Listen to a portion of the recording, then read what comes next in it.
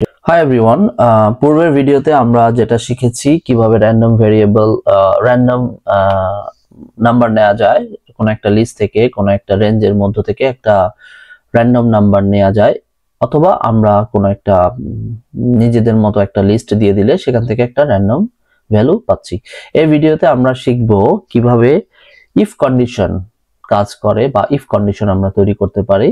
If condition কি, এটা কিভাবে কাজ করে এটা শিখবো। তো আমরা একটা কাজ করি, আমরা নতুন একটা নোটবুক ওপেন করি।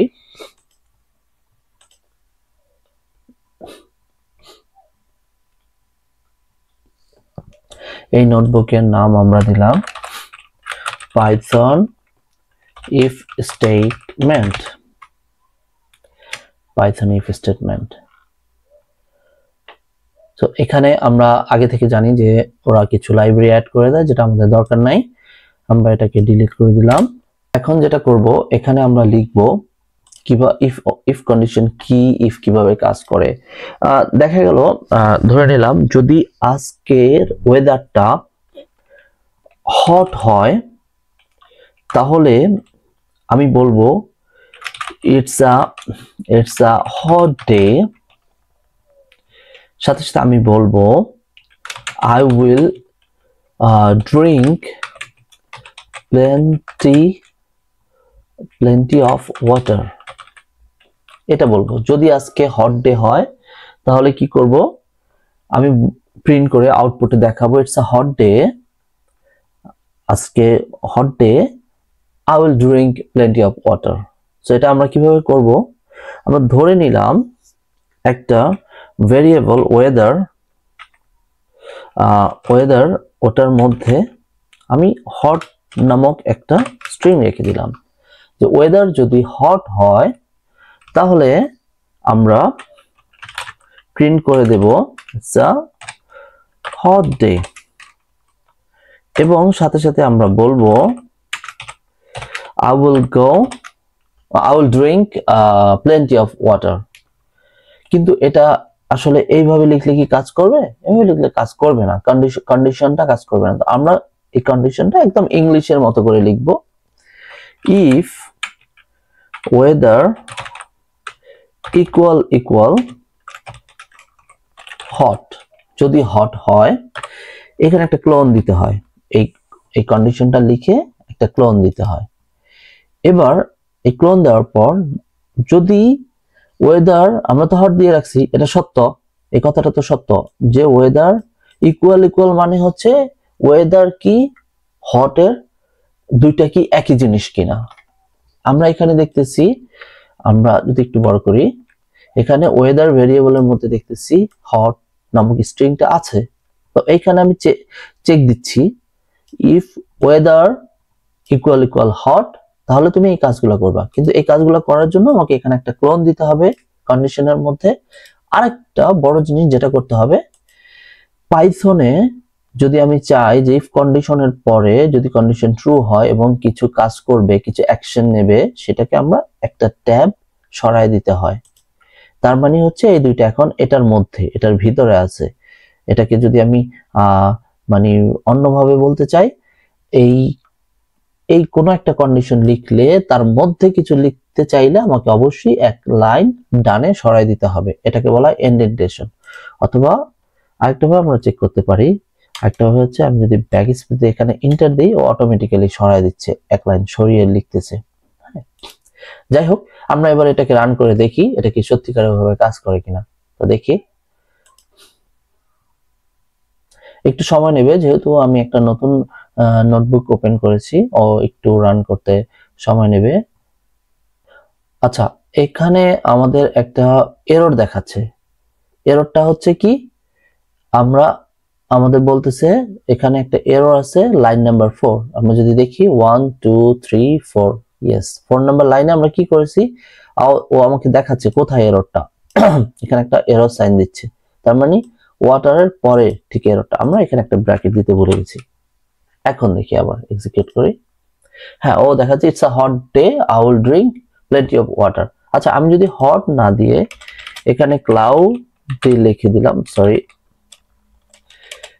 ক্লাউড লিখে দিলাম, এখন যদি আমি রান করি, ও কিছুই দেখাচ্ছে না, কিছু দেখাচ্ছে না। কারণ হচ্ছে ওয়েদার, এখানে ওয়েদারের মধ্যে আমি হট রেখে দিয়েছি, আর এখানে আমি চেক দিচ্ছি ওয়েদারের মধ্যে কি ক্লাউড আছে, ক্লাউড তো নাই, সে কারণে দেখাচ্ছে না। তার মানে এখানে ও হট হলেই দেখাবে। তার মানে আমরা একটা জিনিস শিখলাম, যদি কোনো একটা কন্ডিশন ট্রু হয় তাহলে ওই কাজটা করবে। আচ্ছা, আমরা পরবর্তীতে আরেকটা লাইন লিখি। আমরা বলতে চাচ্ছি যদি এইটা না হয় অন্য কিছু হয়, আমরা আরেকটা ইফ দেই, ওয়েদার ইকুয়াল ক্লাউডি। যদি ক্লাউডি হয় ও দেখাবে print it's today okay today is cloudy day, তারপর প্রিন্ট করবে I will stay at home, আমি কোথাও যাব না। যদি এটা ক্লাউডি ডে হয় তাহলে আমি কোথাও যাব না। এখন এই অবস্থায় যদি আমি এক্সিকিউট করি, ও দেখবে এটা তো হট, ও শুধু এইটা প্রিন্ট করবে। যেহেতু ওয়েদারটা ক্লাউডি না, আমি হট দিয়ে রাখছি, ওটা প্রিন্ট করবে না। দেখি, হ্যাঁ, ও বলছে it's a hot day, I will drink plenty of water. আচ্ছা, এখানে যদি আমি এখন ক্লাউডি বসায় দেই, তাহলে যুক্তি অনুযায়ী ও এইটা প্রিন্ট করবে না, এই লাইনগুলো প্রিন্ট করবে না, ও করবে এই নিচের গুলো। কারণ কি, ও ওয়েদার ভেরিয়েবলের মধ্যে আমি ক্লাউডি বসায় রাখছি, ও দেখবে ওয়েদারের মধ্যে কি ক্লাউডি আছে, নাই, ও এগুলা দেখাবে না। এবার এখানে এসে দেখবে ওয়েদারের মধ্যে কি ক্লাউডি আছে, ইয়েস, ও এইটা প্রিন্ট করবে। দেখি, আমরা রান দিয়ে দেখি, yes today is cloudy day, I will stay at home.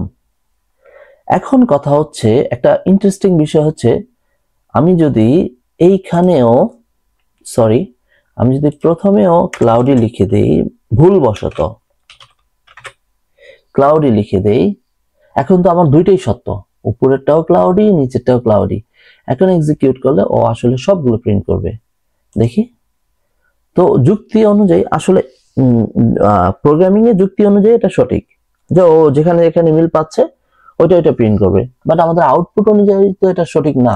It's a hot day, I will drink plenty of water, no it's not logically, আসলে আউটপুট অনুযায়ী এটা সত্যি না।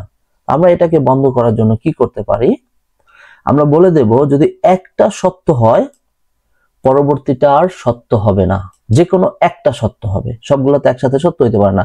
একই দিনে হট ডে আবার বলতেছি ক্লাউডি ডে, এটা তো হইতে পারে না, দুইটা যে কোনো একটা হবে। সেই ক্ষেত্রে আমরা যেটা করতে পারি, এখানে ইফ এর শুরুতে বলে দিতে পারি এলস ইফ, আদারওয়াইজ ইফ, এটাকে শর্ট ফর্মে লিখে এভাবে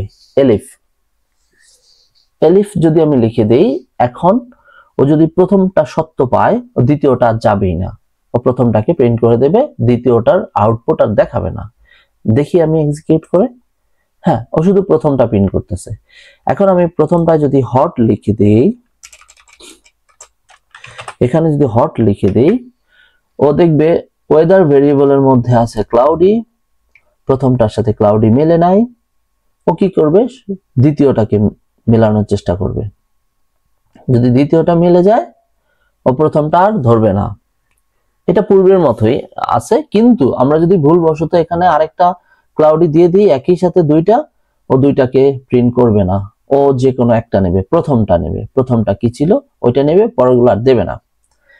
তো এই মুহূর্তে যদি আমি এক্সিকিউট করি, আমাকে প্রথমে চেক করবে এটা কি ক্লাউডি, নো, এটা কি ক্লাউডি, ইয়েস এটা ক্লাউডি, ও ক্লাউডি প্রিন্ট করে দেবে। দেখি তাহলে রান করে, yes today is cloudy day, I will stay at home. আচ্ছা, আমাদের দুইটা দেখা হলো। এখন আমরা বললাম যে এইটাও সত্য না, যদি ধরা যাক এটা আমি এখানে লিখে দিলাম, ধরা যাক আমি ক্লাউডিও দিলাম না, হটও দিলাম না, আমি দিলাম নাইস, জাস্ট নাইস। ও কি করবে, যেহেতু হট মিলতেছে না, ক্লাউডিও মিলতেছে না, ও কিছুই দেবে না, আউটপুট হিসেবে কিছুই দিচ্ছে না। আমরা যদি রান করি ও কিছুই দেখাচ্ছে না। তো আমরা কি করলাম, এখানে লিখে দেব, যদি এইভাবে লিখতে চাই আদারওয়াইজ প্রিন্ট দিয়ে লিখলাম it's a beautiful day, it's a beautiful day. এবার বললাম I will go outside. I'll go outside. ও এটা দেখাবে। এখন এই আদারওয়াইজ কথাটা আমরা পাইথন প্রোগ্রামিং এ লিখি হচ্ছে শুধু এলস, তারপর একটা ক্লোন, এলস দিয়ে একটা ক্লোন দিলাম আদারওয়াইজ। এখন প্রিন্টের মধ্যে লিখে দিলাম কি it's a beautiful day, I will go outside। তো আমরা যখন নাইস দিছি ও দেখতেছে নাইস হটের সাথে মিলতেছে না, weather equal hot no, weather equal cloudy এটাও মিলতেছে না। এখন ও চলে যাবে, যেহেতু দুইটাই মিলতেছে না, আদারওয়াইজ যদি না মেলে অন্যথায় নিচেরটা প্রিন্ট করে দাও, দেখি ওটা করে কিনা। হ্যাঁ, আমাকে এটা দেখাচ্ছে যে otherwise it's a beautiful day, আইল গো আউটসাইড। সো এই ইফ কন্ডিশন থেকে আমরা বুঝতে হবে যে আমাদের কোনটা প্রথমে দিতে হবে, কোনটা দ্বিতীয়তে দিতে হবে। তো এখন যদি আমি এখানে হট দেই, তারপর রান করি, ও দেখাবে দ্য ওয়েদার ইকুয়াল, এটার সাথে ম্যাচ করছে, it's a hot day, I will drink plenty of water. আমি যদি এখন এখানে ক্লাউডি দেই, ও দেখাবে today is cloudy day, I will stay at home. আমি যদি এখানে অন্য যে কোনো নাইস বাট গুড দিয়ে দিলাম, it's a good day, so কি বলবে it's a beautiful day, I will go outside. এখন কথা হচ্ছে আমি এই ইনপুটটা ভেরিয়েবলে হাত দিয়ে বসায় দিচ্ছি। হ্যাঁ, আমরা শিখেছি কিভাবে কিবোর্ড থেকে দেয়া যায়। কিবোর্ড থেকে দেওয়ার জন্য আমরা এখানে যেটা করব, ইনপুট, এখানে লিখব